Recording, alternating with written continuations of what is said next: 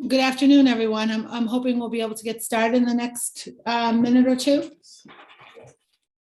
Good afternoon, Counselor. Absolutely. I believe our whole team is here. Yep, we are good on our end. Great. Counselor Edwards, and you're all set? Perfect. And then central staff, I'd like to hear that we're all set on your end. Kerry here. We're good to go when you are, Madam Chair. All right, perfect. I'm ready to go then. Good afternoon, everyone. My name is Anissa Sabi-George. I'm a Boston City Councilor at Large and Chair of the Council's Committee on Education. I am joined this afternoon by the lead sponsor, Councilor Lydia Edwards, as well as other colleagues. Not yet, but as they arrive, I will certainly make sure to recognize them. This public hearing is being recorded and live streamed at boston.gov/city-council-tv. It will be rebroadcast on Xfinity Channel 8, RCN Channel 82, Verizon Fios Channel 964. We will take public testimony at the end of this hearing. If you wish to testify via video conference, please email shane.pac@boston.gov to sign up. When you are called at the end of this hearing, please state your name and affiliation or residence and limit your comments to no more than just a few minutes to ensure that all comments can be heard. You may also submit written testimony by emailing ccc.education@boston.gov. Today's hearing is on docket number 1009, order for a hearing on Boston Public Schools bus transportation reliability. Unfortunately, due to scheduling conflicts, I will be leaving this hearing early unless we get through it in an efficient manner. But someone from my staff will continue to be tuned in, and I will continue to take notes as I can on my own and my staff on my behalf. I'll also make sure to watch any of the remaining of the hearing once it's uploaded and made available. I'd like to welcome Councilor Edwards as the lead sponsor to make opening remarks and then pass it on to the Boston Public Schools for their presentation. Councilor Edwards.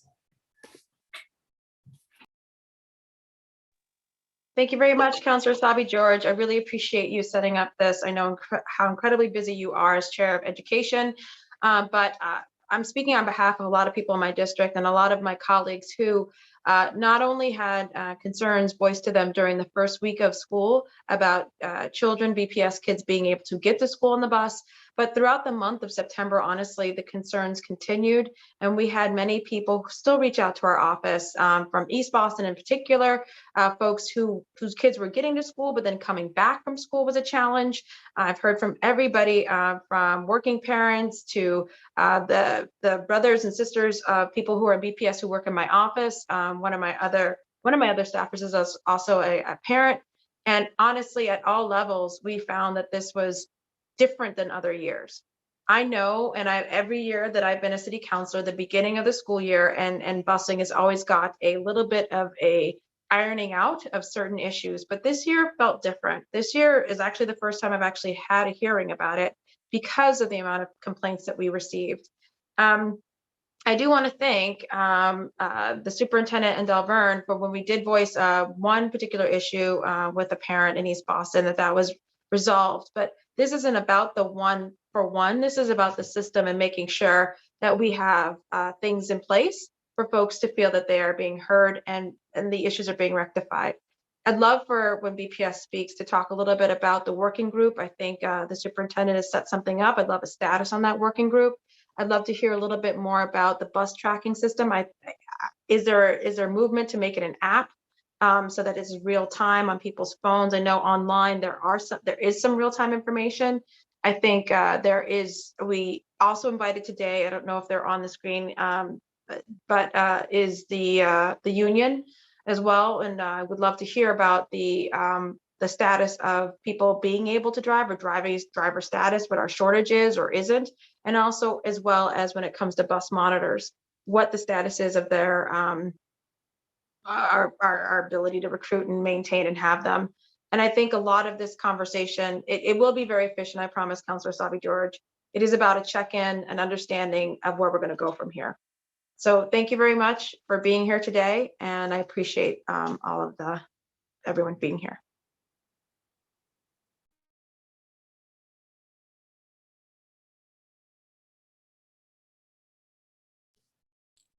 Thank you, Counselor Edwards. I'll now turn it over to the Boston Public Schools. I'm not sure if Delverne or who'd like to introduce your team and get started with your presentation.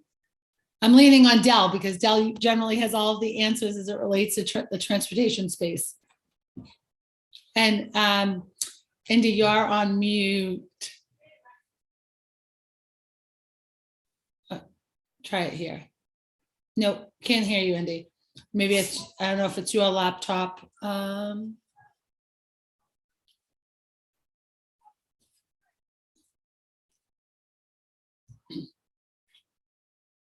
Maybe hooked up to your headpiece or something.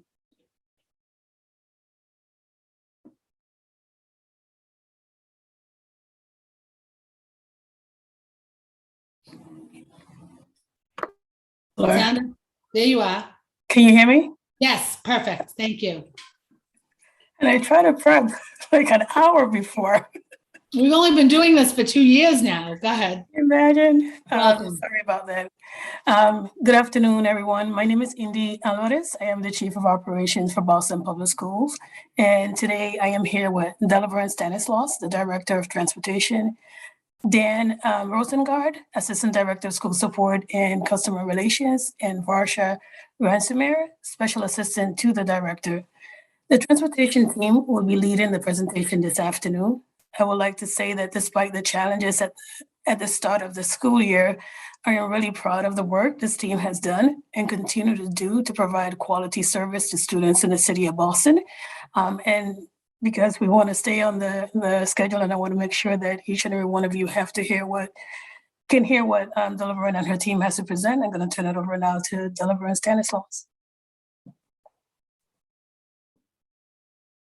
Thank you, Indy. As Indy stated, my name is Delverne Stanislaus, the Director of Transportation, Boston Public Schools. I am happy to be here today to present alongside two of the leaders on the transportation team. I would like to kick off the presentation with an overview of Boston Public Schools transportation services, which will serve as a starting point to go over the steps needed to ensure a successful school reopening, as well as the challenges faced this year, a deep dive into our performance metrics, and in summary, our plans for continued improvements. Thanks, Varsha, for the slides.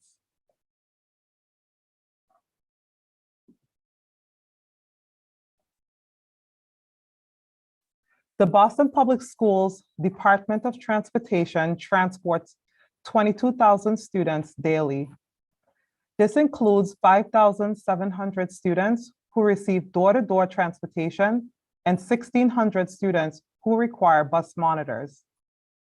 Our buses perform over 3,000 daily trips, transporting students to over 230 schools within the city of Boston and outside of Boston. This includes approximately 5,000 non-BPS students who attend 105 non-BPS sites. This represents about 23% of students transported and 45% of our sites served. Our bus fleet consists of 720 total buses. Of that 720 buses, we started the school year with 649 buses scheduled for daily runs. After route consolidation efforts, we are now running 621 buses daily. We have 681 active bus drivers, as well as 180 currently on leave or inactive. Next slide.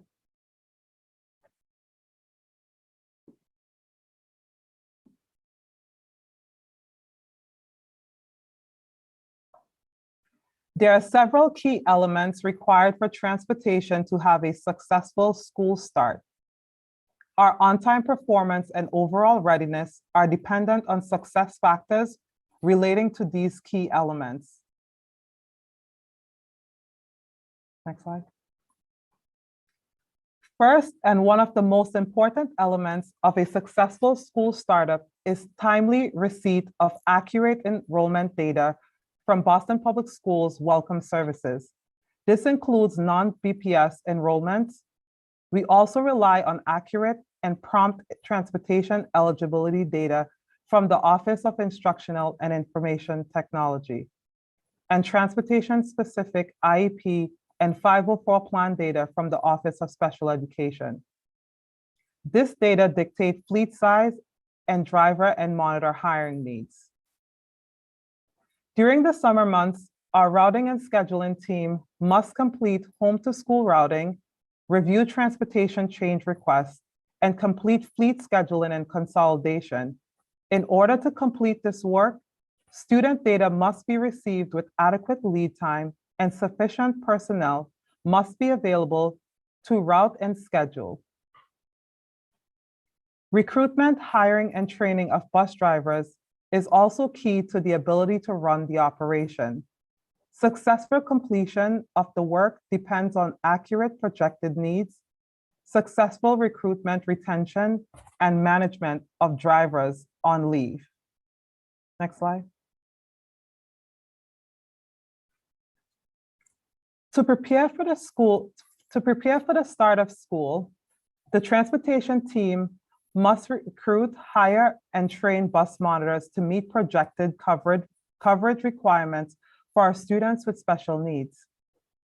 The success of these efforts depends on our ability to attract candidates and move them through the hiring process efficiently.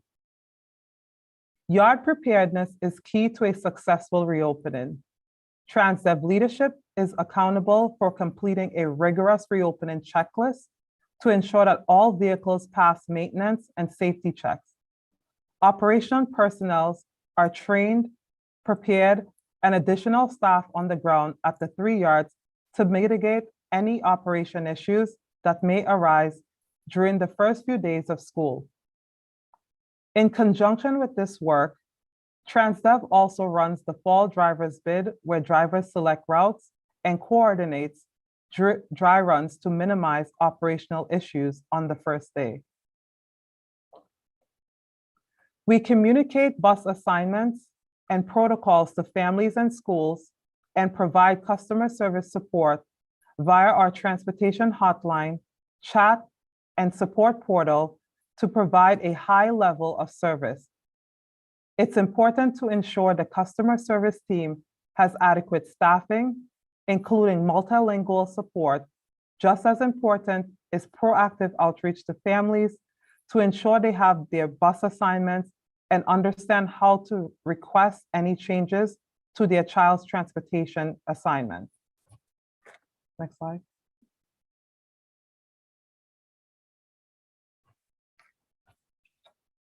I will now review the challenges faced this year, mitigation steps taken, and long-term improvement plans along each of the key elements just discussed. As mentioned on slide 5, timely and accurate student data is essential to a successful start of the school year. Our biggest challenge this year was late and incorrect student enrollment data, particularly for non-BPS students and students who were dually enrolled in both a BPS and a charter school. We also received late IEP and 504 plan data for some students with special needs that has a disproportionate impact on routing and fleet scheduling, such as door-to-door and monitor requirements. We engaged in collaboration across departments in the spring of 2021 to share and agree upon timelines for receiving student data, as well as provided reminders throughout the summer. This was used to project routing as well as driver and monitor staffing needs. In August,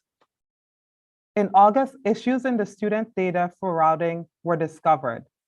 After those issues surfaced, cross-departmental check-ins were employed to rectify the issues as quickly as possible. Ultimately, these issues delayed routing work and led to insufficient routes. As we look ahead to future years, we have reimagined the management of non-BPS, reimagined the management of non-BPS enrollment data, given its centrality to our operation. A dedicated transportation staff will oversee the timely transfer of non-BPS enrollment data from Welcome Services, student assignment, and special education. We are also taking other steps to improve cross-department collaboration and ensure accountability and timeliness for receiving data.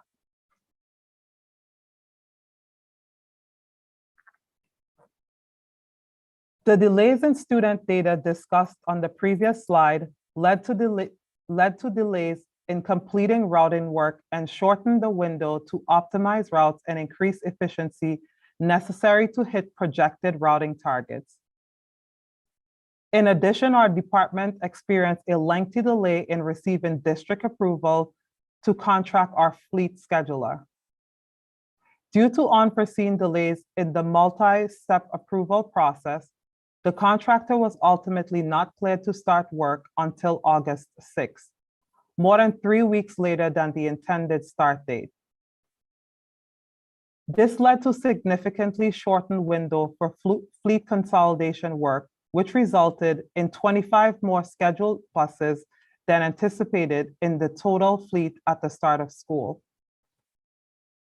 These delays also resulted in a delayed driver's bid, reducing the amount of time for drivers to complete dry runs.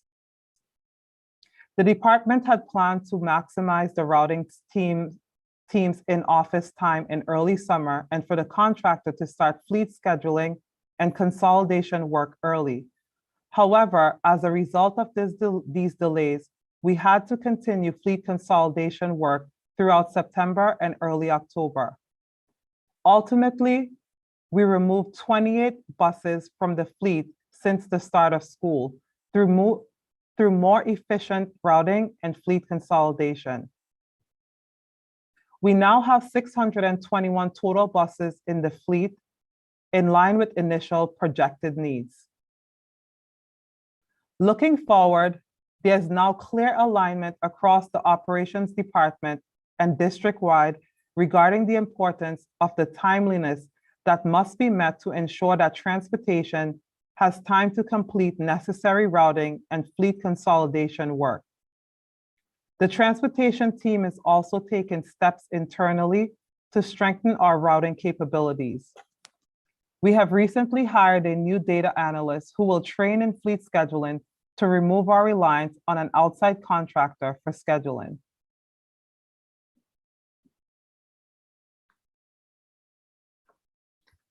Our contractor TransDev was aware and started planning early summer after the emergence of a national driver shortage. The team planned to hire as many drivers as they could to ensure students received the services they needed, and has hired 42 drivers since June. Although TransDev has seen greater success than many other school districts in hiring drivers, due to the market challenges in hiring and a higher than anticipated number of drivers on leave, TransDev was nonetheless short at the start of the school year. Since the start of school, TransDev has increased the number of active drivers from 664 to 681, somewhat mitigating the gaps, and continues to hire to fill 33 remaining positions. Our focus starting in the summer was to hire an additional 150 bus monitors to provide proper coverage for our students who require a monitor while being transported. We have experienced significant recruitment and hiring challenges that have resulted in the district falling very short of this goal. To overcome these challenges, we engage in a multi-pronged recruitment efforts with prioritizing students with IEPs to receive monitors for school start. Our hiring process are still underway, with 81 individuals having been submitted for hire since the start of school. and 16 presently cleared to start work.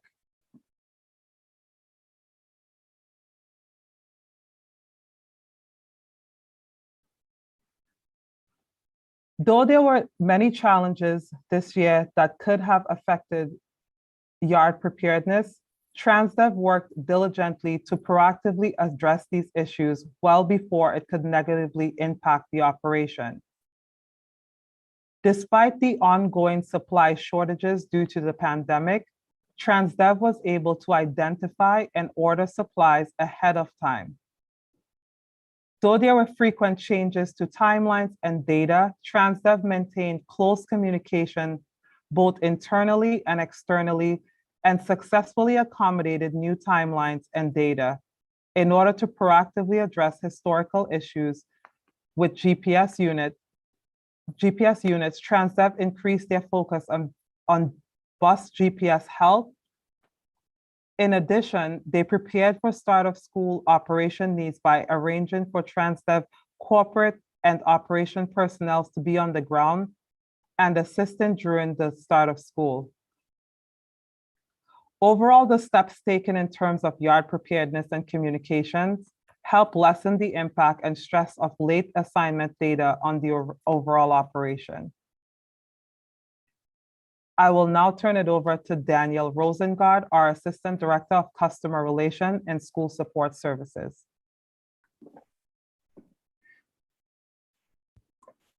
Thank you, Delvern. As mentioned, my name is Dan Rosengard, Assistant Director of Customer Relations and School Support for BPS Transportation. In this role, I oversee the BPS operations and customer service teams responsible for working with the bus yards and communicating with schools and families on a day-to-day basis. In this next section, I'm going to present a review of transportation performance from the start of this school year, with a focus on customer service, bus on-time performance, and two of our most significant operational challenges. Next slide, please. Knowing how essential transportation is to students' access to education, as well as the challenges that often surround transportation at the start of the school year, we know that customer service and communications is critical to providing students, families, and schools with the necessary level of support. There are a number of factors to effective communications and customer service. First is making sure that families have their bus assignments and schedules and understand transportation processes. Before the start of the school year, we sent transportation mailers, which included bus assignments and key bus protocols, to all families via mail and email. Starting in 2020, these mailers have been translated into families' preferred home languages. We also have a website and online support portal where parents can find information on policies and FAQs. Over the past year, as health and safety protocols have been rapidly evolving, we have used this space to provide the latest up-to-date information to families and schools. Second is making sure that families and schools have the ability to reach a transportation staff member in a timely manner to resolve real-time bus issues. Every year, we hire and train additional temporary customer service staff to support families during the start of the school year. We also enlist the help of additional in-office staff to support families during our busiest times on the first 2 days. This year, our hotline wait time averaged 8 minutes and 40 seconds on the first 2 days of school, and 8 minutes and 15 seconds for the month of September. This represents a significant improvement on the average over SY16 through SY20, when average hotline wait times were 14 minutes and 5 seconds during the first week and just under 12 minutes for the month of September. For the full school year, we target an average wait time of under 2 minutes, which we have been able to accomplish so far in October of this year. Finally, we are working to increase accessibility for families through adding new communication channels that will provide equitable access to all families. In November of 2020, we added an online chat feature which families can use in lieu of calling. Since we added this feature, over 1,000 families have reached out to us through the chat. At the same time, we added an online support portal where families can submit transportation change requests or other tickets, which are then routed to the correct staff member for follow-up. Nearly 20% of our interactions with families now come through the support portal, which allows families to submit requests without needing to call and improves accountability from our team to meet service level agreements for response times. Last spring, working with our IT team, we added Spanish language queuing to our hotline, allowing Spanish speakers to be directly connected to a staff member in their preferred language. And approximately 15% of inbound calls now come in through our Spanish queue. Finally, we know that the bus tracking app has historically been inconsistent. Specifically, when bus routes were being run in a different bus number than normal, the app did not track the correct bus. In September of this year, our IT team introduced new capabilities which allow us to update covering bus numbers for individual runs and allow parents to track the covering bus in more cases. We have also worked closely with TransDev to ensure a renewed focus on GPS health on all our buses. We deeply understand the importance of proactive, accessible, and equitable communications, and will continue to focus on reducing wait times and increasing language accessibility for BPS families. Next slide, please. The key measure of the success of our operation is bus on-time performance, or OTP, which measures the percentage of buses arriving to school before the bell time. There are a number of factors which we know create bus delays on the first 2 days of school. These include drivers running new routes, parents and school staff meeting drivers and monitors for the first time, and a larger than normal number of buses that don't yet have a regularly assigned driver and therefore need to go through the daily standby bid process to identify a driver for that day. From school year 14 to SY20, the transportation operation averaged 63% OTP to schools in the morning on the first 2 days of school. This year, 69% of buses arrived on time to school on the first 2 days, a 6% increase over that prior time period and the best performance in the last 8 years. Additionally, 91% of buses arrived within 15 minutes of the start of school, and 98% arrived within 30 minutes on the first 2 days. Although we know we are not yet where we need to be, we have made significant sustained improvements over the past 2 years and will continue to work towards our target goal of 80% average bus on-time performance on the first 2 days of school. Next slide, please. When we look at the full month of September, rather than just the first 2 days, we have seen similar improvements. From SY14 to SY20, the transportation operation averaged 81% bus on-time performance to schools in the morning for the full month of September. This September, we averaged 85% bus OTP. Additionally, 97% of buses arrived within 15 minutes of the start of school, and 99% arrived within 30 minutes for the month of September. These improvements have been driven by improved routing to correct route issues identified at the start of school, collaboration with schools to ensure safe and efficient bus unloading procedures during arrivals, and most significantly, collaboration with TransDev, yard-based personnel, and our drivers to improve yard operations to ensure buses are leaving the yard on time. So far in October this year, we're averaging 91% on-time performance, and we continue to work towards our target goal of greater than 92% bus on-time performance on a daily basis. Next slide, please.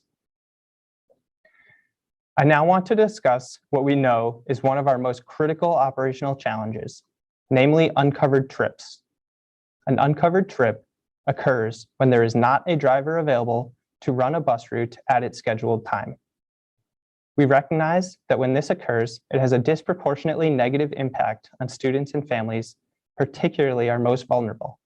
And so we must do everything we can to minimize and eliminate these.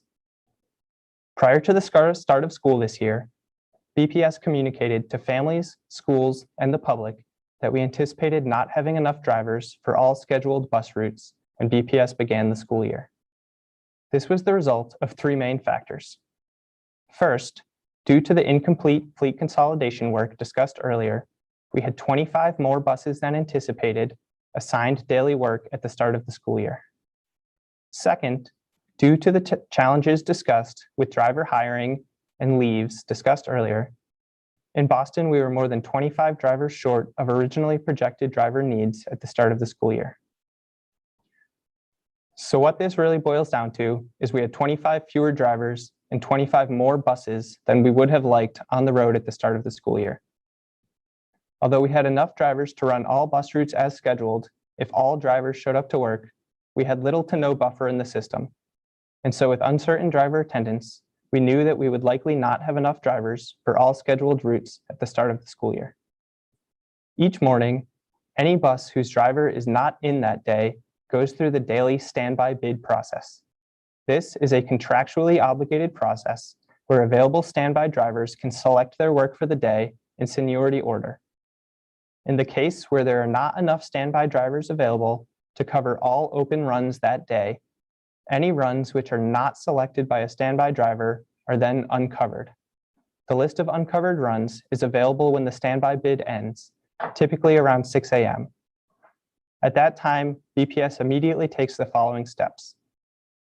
First, we communicate to families through a robocall and text message, and we communicate to schools through calling school staff to inform them that there is not a driver available at the time. We then work with yard staff to identify a different driver who can cover the trip, for instance, by combining 2 trips together or by enlisting the assistance of a driver once they complete their normally assigned work to run the uncovered trip late. If and when a driver is identified to run the route, we then send follow-up communications to families and schools. In addition, we provide backup buses as available to take students to school if their stop was missed or their trip was not run. In the afternoon, a similar process occurs. The afternoon standby bid ends between 1 to 1:30 p.m. daily, and then we follow a similar communication and operations process to try to cover afternoon trips. In addition, BPS has provided schools with funds that they can use to stipend administrative team members who stay late with students while waiting for the bus. And in all cases, we ensure that all students who need a bus ride home have one by identifying drivers to run the trips late if necessary. Since this challenge was identified, we have been working to reduce and ultimately eliminate uncovered trips by addressing the root causes. We have reduced the number of buses needed daily by 28 since the start of school through more efficient routing and opting out students whose families confirm they do not need the bus. TransDev continues working to hire drivers. 42 drivers have been hired since June. However, there remain 33 open positions due to ongoing market challenges. And we continue working with TransDev and our drivers to ensure consistent driver attendance, clearer communications when there will be absences, and supporting drivers when appropriate and coming back from leave. Despite all efforts, we know that a small percentage of students have been negatively impacted this year by not having a driver.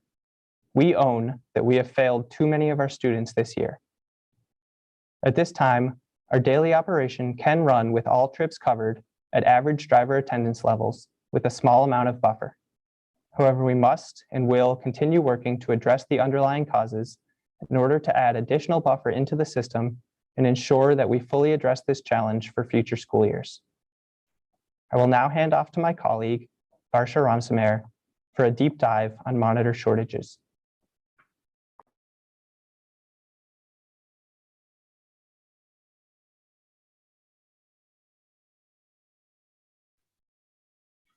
Hello, thank you all for having me here today. My name is Varsha Ramsamer, and I am the Special Assistant of the Director of Transportation. I will now take you through one of our biggest operational challenges, which is the shortage of bus monitors. Our bus monitors provide a service that is integral to the safe transportation of our students with the highest needs. If there is no monitor present on a bus, drivers are not contractually obligated to pick up a student that requires a monitor. As a department and as a district, we acknowledge that the monitor staffing issue has negatively impacted special needs students at a disproportionate rate in regards to consistent and reliable access to education. The district's goal is for students with special needs to be supported by tenured, experienced, and fairly compensated monitors. However, the reality of the situation at hand is that the average monitor is paid $24.22 for a run and typically completes 3 runs per day. The average annualized pay for a bus monitor is approximately $18,000 a year. Depending on their choice of package of runs, most monitors are not eligible for health insurance. Due to this fact, and taking into account the financial stress of the pandemic and its impact on the job market, recruitment, and retention of the monitor workforce has been challenging. The monitors that are submitted for hire often need assistance gathering and submitting documentation before they can be fully processed and begin working. We are still collaborating with the Office of Human Capital to solve for this inefficiency in the hiring process of monitors and envisioning a system that better supports the hiring of this population in particular. In the meantime, we are dedicated to rapidly screening, interviewing, and submitting candidates for hire alongside the recruitment, cultivation, and diversity team's efforts in garnering more interest for this role. This summer, we submitted 41 monitors for hire with 26 of them officially hired. Since the start of the school, we submitted 81 monitors for hire, with now 18 of those candidates officially hired at present. To expedite this process and have these monitors supporting the students on these buses as soon as possible, we continue to schedule sessions with candidates submitted for hire, during which we assist in the uploading necessary documentation required to process them as official hires. Regardless of the challenges and circumstances we are currently facing, we are actively taking steps to provide more reliable coverage for the high-need students that are entitled to these supports. While we are continuously working towards longer-term sustainable solutions to alleviate coverage issues, our customer service team, operations coordinators, monitors unit, and bus yards worked together during the start of this school to communicate daily, identifying where coverage was needed for both AM pickups and PM drop-offs. In real time, they were able to arrange backup buses, transport monitors to schools, consolidate routes, and communicate with families. We fully utilized the resources we did have at our disposal to best lessen the negative impact felt by students with special needs. Despite all of our efforts, we know that we fell far short of providing students with the level of support that they deserve. We need to do more. We are continuing to work with our monitors unit and union and district partners as we review and reimagine how we cultivate and retain this workforce and structure their work. I would like to pass it back to my director, Deliver and Stanislaus, to summarize plans for continued improvement. Thank you, Varsha. The transportation team is dedicated to working on long-term sustainable solutions, both internally, cross-departmentally, and in collaboration with other stakeholders to mitigate some of the issues that arose this school year. A position was shifted to our department to oversee management of non-BPS enrollment. We now have a new hire internally that will oversee all fleeting and scheduling, which will remove the reliance on a scheduler in the future. Our team will continue to focus on workforce retention, management, and accurate forecasting for both our drivers and monitors. We will continue to improve data-driven monthly performance reviews with our contractor and refining our communications while expanding multilingual support to our parents and families. I would like to say thank you to the transportation team who showed up and worked extremely hard despite all of the adversity faced this past summer. You all leaned in and executed the work in a not so favorable situation. To the parents and families in the city of Boston, your voices are heard. We are not where we need to be until every student has access to safe, reliable, on-time transportation. Access to quality education is our department's primary goal. I will continue to work with the transportation team to improve the transportation operation in both the short and long term. Thank you.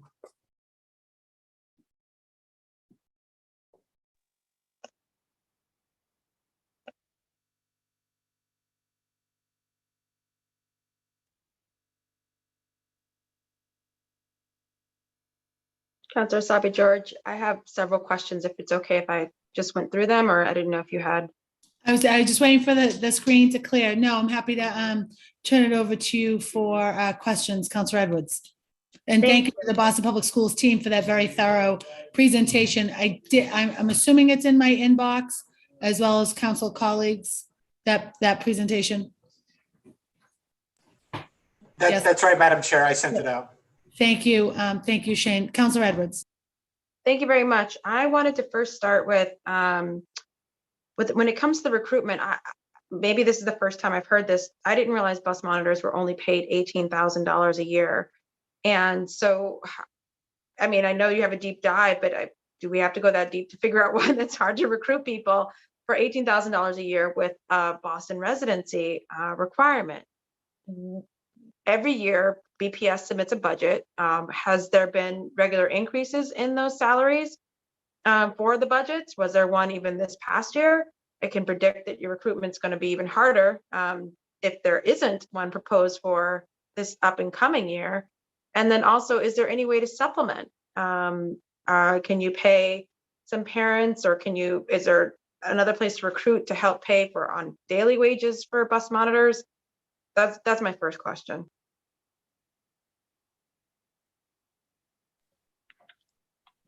Yes, so recruitment has been quite difficult. And as you said, the $18,000 a year, no wonder. That with the limited eligibility for health benefits as well presents an issue, it presents a challenge. We're currently bargaining with our monitors union, and that contract expired in June. So we are currently working to come to an agreement with them in which we as we said, reimagine exactly the value of the labor that we do, that the value of the labor that they provide for the district. We do have done a new strategy this year, not just this year, but we found that our lunch monitors and paras often do sort of double sometimes as a one-to-one for a student.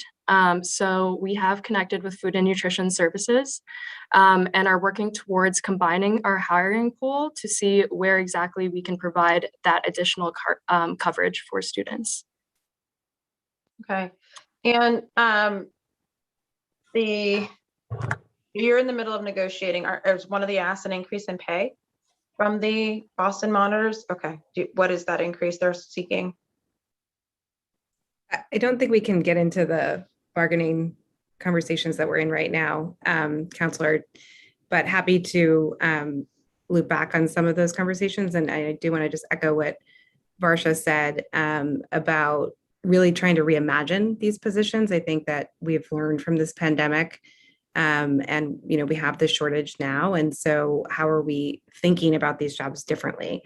Not only are they, bus monitors, but what other components of the team can they be part of? What does their pay structure actually look like?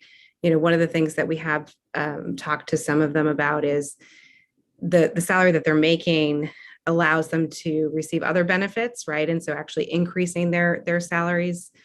Some of them, have questions about what that would mean for other benefits that they receive. So it's complex, but we are certainly engaging in that. And the superintendent's very committed to that. And she's also talked to the city about the residency requirement with such a low salary as well. So those are all things that we're talking through with them now. Excellent. I mean, I do hope, I would love to know that we can hire Boston residents. I know, I was a bus monitor as a kid, like an older high school kid, to help out with the younger kids. So I don't know if that's a way to have youth jobs or youth component to BPS. I'm not sure. The standards obviously have changed a great deal in terms of who will, have with our kids and under what standards and what training. But I do hope that that there's an immediate increase in that salary. It's below poverty wages, honestly. A good conversation for us to have during budget season. For sure. Yeah. When we come before the council. Oh, but we'll put a pin in it then, won't we? And then I wanted to just discuss, what is your response to kids on when they do miss. So it happens, right? So we have a child, they miss the bus or the bus doesn't get them. And then what? What are the wraparound recourses and I don't know, not so much reimbursement, but how do we compensate for this? So they missed school because the bus monitor bus isn't there. How are those families being offered or provided with what's the word? Compensatory services? Are you know, we had issue with breakfast, for example. So you can start there. They missed breakfast. What do we do there? And then if they miss the whole day of school, how are we fixing that? We're not punishing them, I hope, for, you know, missing school. So talk to me about that. Thank you for that question, Counselor. So I can start by talking about what we do in terms of missed stops or missed runs due to coverage issues, and then can hand off to Delaverne to talk a little bit about the compensatory services piece of it. So as mentioned, we get that list of any uncovered runs daily and then work kind of on the fly to both communicate proactively to families and to arrange coverage in as many cases as possible. One thing that we do offer is when families call in to let us know, hey, I don't have another way to get my student to school, we will arrange backup buses as they become available to go and pick up those individual students and take them to school, even if we're not running the full trip necessarily. So those families who do reach out, we provide those backup buses to get them to school.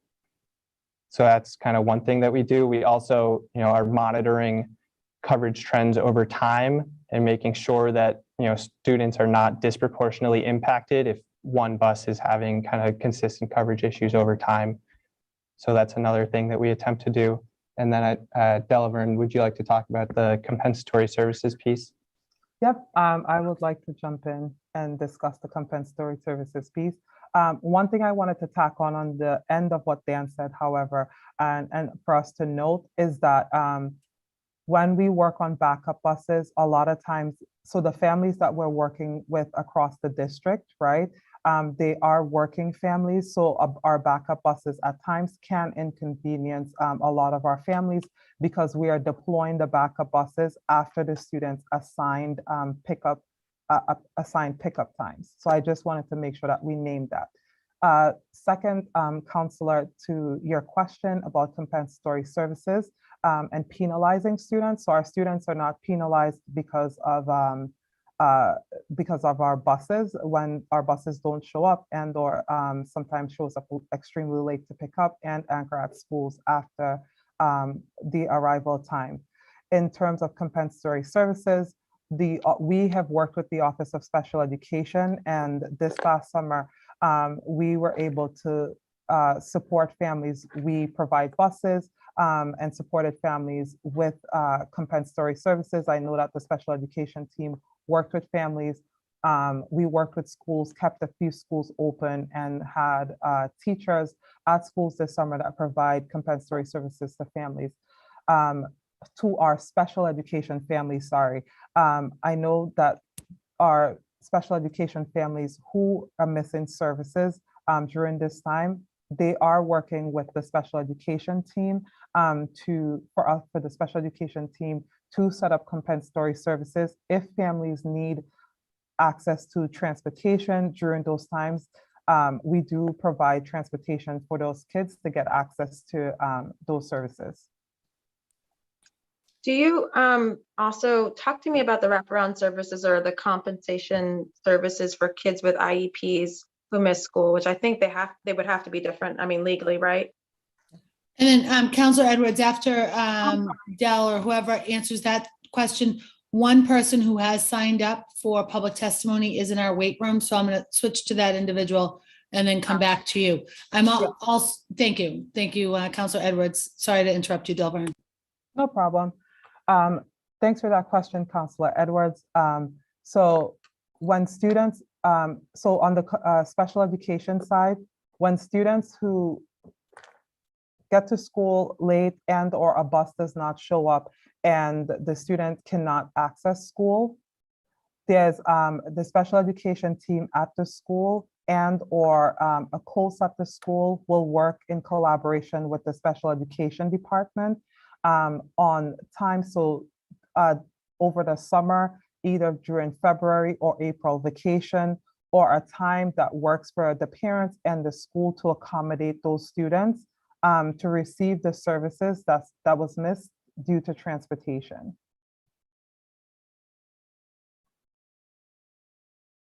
Thank you, Delburn. I do have two participants that are listed as attendees, Sulika Soto and Betsy Yohimura. And Betsy has declined to be brought in, although I had her listed for public testimony. So if you would like to, Betsy, please raise your hand. And then it looks like we've lost, Ms. Soto is joining us. So Sulika, when you're ready, please join us and offer some testimony. Yes, hi. My internet's kind of botchy. Is it okay if I keep my video off? It is totally fine. Thank you. Okay.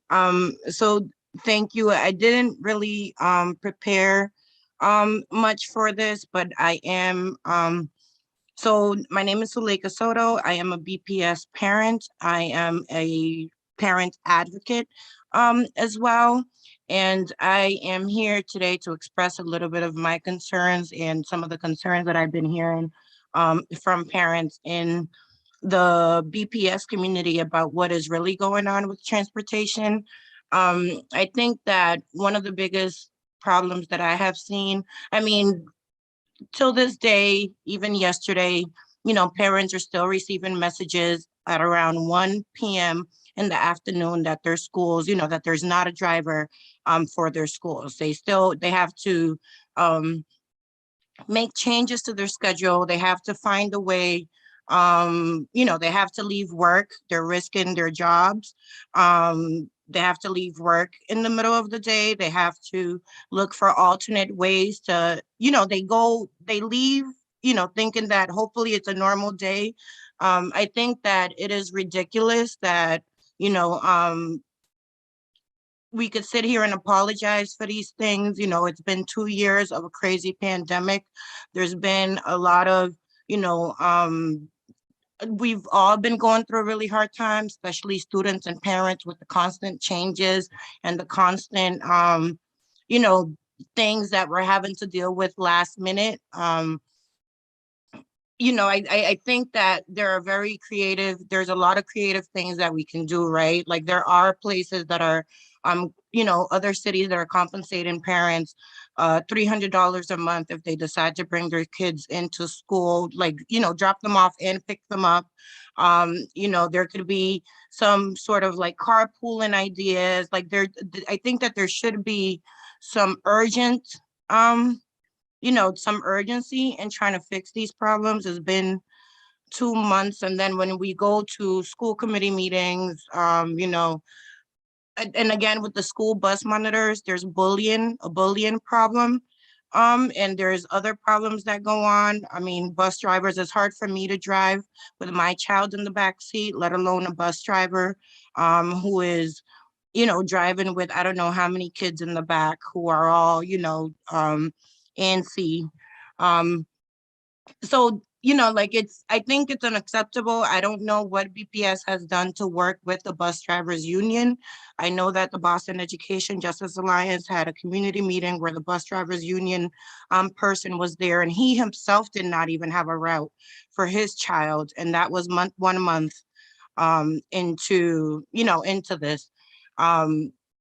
There's no bus, it's just, I think it's unacceptable. I know that ESSER funds, part of it is to remediate for the effects of the pandemic. I think that the lack of bus drivers are an effect of the pandemic. I think that there should be creative ways to compensate parents, and I'm glad that they're doing the stipends for the teachers.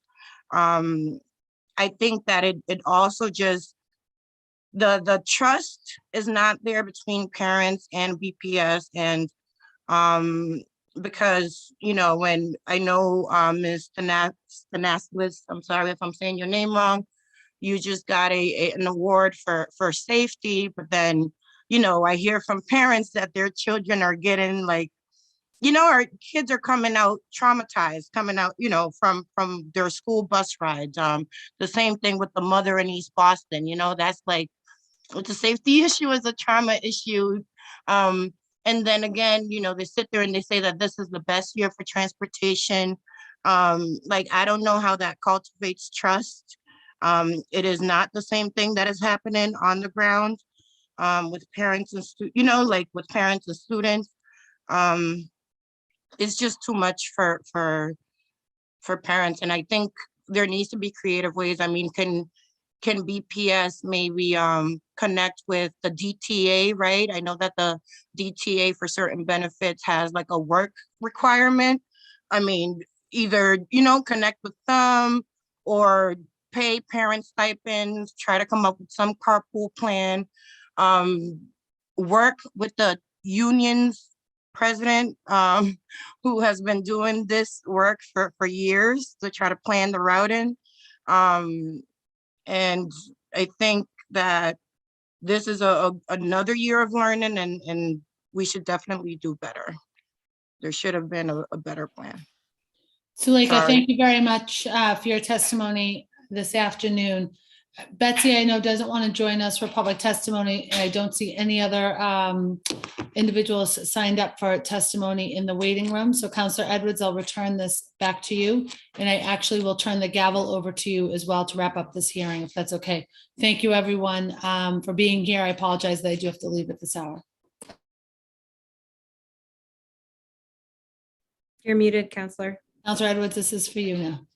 Thank you. I was saying thank you, Chair Asabi George, for hosting this, and I appreciate you giving an hour. I know you have a lot on your plate, so I'm just going to go ahead. I'll take the gavel and continue on with some questions. So we were discussing the IEP plans for compensatory services, and then you had just answered that. And so there was another question about breakfast. Now, I've had students miss breakfast when their buses had missed. So talk to me, is there a system-wide plan for kids getting food, or is it based off of each school?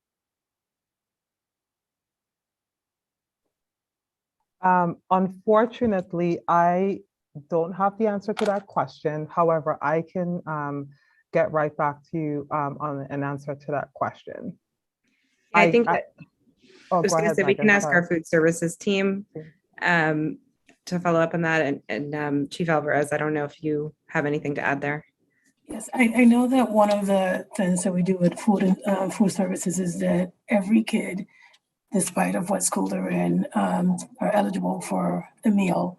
As far as the detail, and this is a really good important point, and when you mentioned it immediately, I started taking notes. I am going to definitely get a response back to you, if not while we're here, pretty soon, as to what happens that kid. And I'm sorry, my voice is not there. No, and I appreciate the urgency in getting that. I appreciate that BPS wants to have the answer to that. I don't think this is a matter of you, whatever, but you do know. And I do appreciate, you with your new kitchens and the retrofitting and making sure people have healthy meals. It's been a priority for BPS. This is when the kid is missing the breakfast time. I know for some of my teachers in East Boston, and for some of the kids that I've had, their teachers keep some of the breakfast in the classroom. And so if the student is late, but if there was it would be more comforting, I'm sure, for all of us, if we just knew what the system plan was, no matter who, if they're late, breakfast is still served, or there's a place for them to get some. And that there are 4,000 or so kids who experience homelessness in our system. We know that there's a wide gap in income. And so that's something that we all are going to prioritize. So thank you for that. I wanted to make sure I was clear also on the working group. I had asked about the working group. Were there any updates about the BPS bus working group? Sure, I can take that one, Counselor. This is something that, as we're seeing here, and we've certainly seen the great work that Dell and her team have done, and we've seen progress, but we know there is still a lot more work to be done. And so the superintendent really believes in bringing everybody to the table. The union, our union partners, our assignment experts and inside BPS here, different advocacy groups, parents, students, really putting everybody at the table that has a stake in this. And in reality, I think every resident of Boston could be at that table to talk about some of the big challenges that we're facing and to really talk about solutions together. This is complex stuff. And I know that, there's a lot of reasons why some of these challenges persist. And so this is really about the transparency of having those conversations so that we can all understand the complexity of it and try to problem solve together. So the superintendent brought the idea of the working group to the school committee a couple of weeks ago. We are in the stages of finalizing who's going to be on that working group. We definitely have sort of the categories, right? So a lot of the internal departments that will be part of it here, some of the parent groups, student groups, advocacy groups, and those will be open meetings so that people can watch those and participate in them. There'll be public comment period to it. I really think that this is about, even here, right? Hearing from, Ms. Soto, this is the real life that people are experiencing, right? And we can certainly look at the great work that we are doing and understand that, 90%, 98%, those are good numbers, but that still means that there are people out there. And we know that the superintendent is always striving for 100%. And so we need to make sure that everybody's at the table so that we can solve these problems together and know that we're not going to be perfect every single day, but this team is really committed to striving towards that. Thank you. You brought up the backup bus system, and I'm just wondering, this is kind of a combination question. I know that you have the website for bus tracking. Is there any movement with Do It or with VPS's IT to move that to an app? And if there is, or could there be, and then also the backup bus system is a little confusing to me, especially if I'm the kid and my parents have already gone to work. So if they've already gone to work and I'm there waiting and the bus doesn't come and I'm, I call my parents, who then would call the backup system to come and get me? Or are we just seems like there might be a delta in that action. If the bus doesn't come, I don't go. Not everybody can have their parents wait with them until the bus gets there. Sometimes it's like, one parent, several kids. So how does this backup system work? There's no parents there. Thank you, Counselor. So I think I can take both pieces of that question. So in terms of the Where's My School Bus website, we continue to work with our OIIT team to make improvements there. We've made some, I think, fairly significant capability improvements so far this year in terms of them adding that capability for us to be able to put in when a different bus number is covering the trip and allow parents to track there. But we know that it's not perfect yet. And so we're continuing, we're going to continue discussions there on additional improvements that can be made. So I think that was your first question. And then around backup buses. So the way that system works is if your bus stop was missed or your trip was not run, you can call into our transportation hotline, 617-635-9520, to talk to a customer service or operations staff member. And they'll, once we verify that the stop was missed, we will then, if you need it, and of course, upon a bit availability, which I think Dell is absolutely right when she mentioned that, these happen later in the morning, so it can be inconvenient for families and is not a perfect system. I think we need to acknowledge that it's not a perfect system, but we would work to arrange a bus to be sent to the home address and pick up the student and bring them to school later in the morning when that bus is available.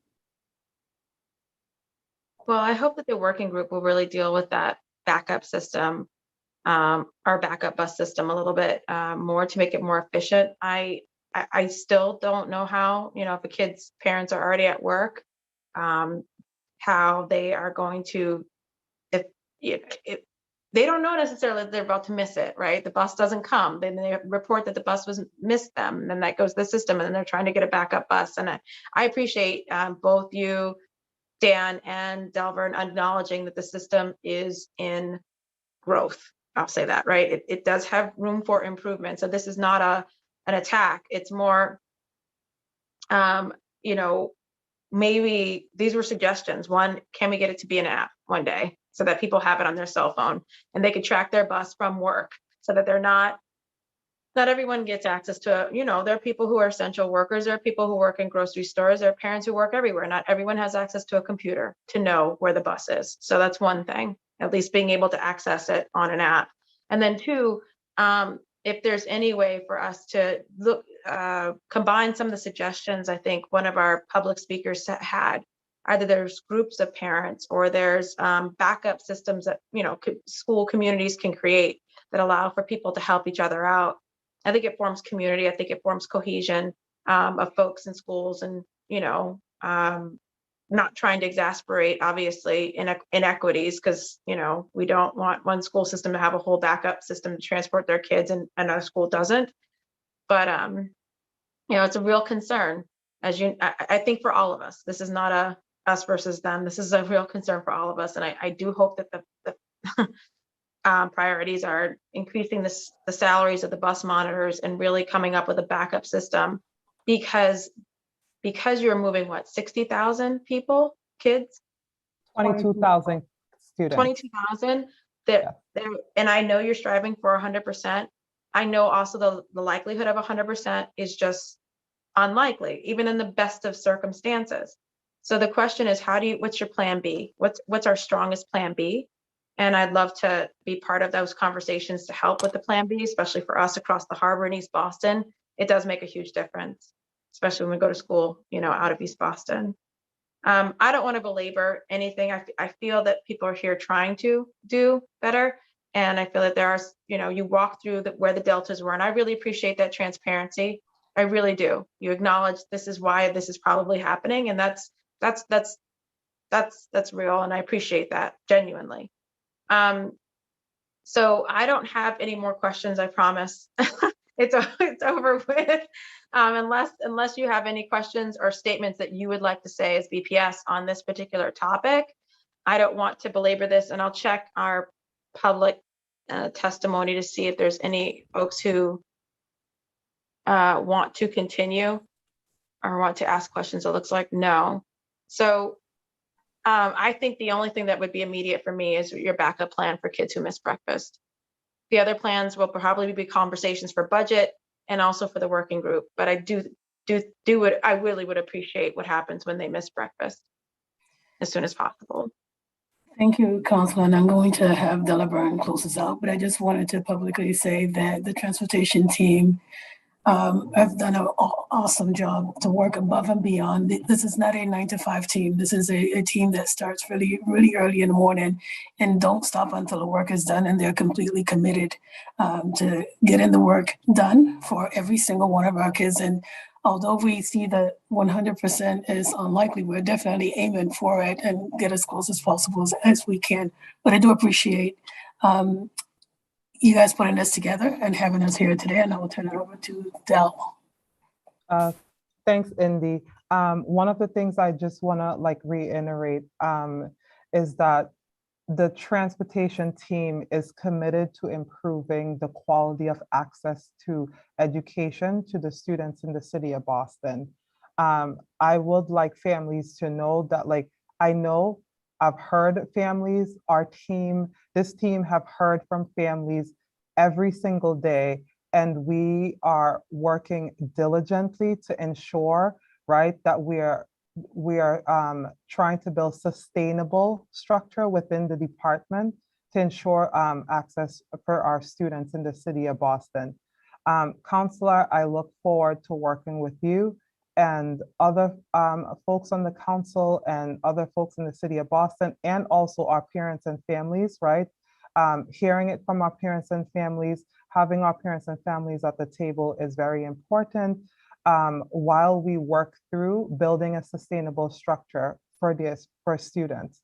I also just want to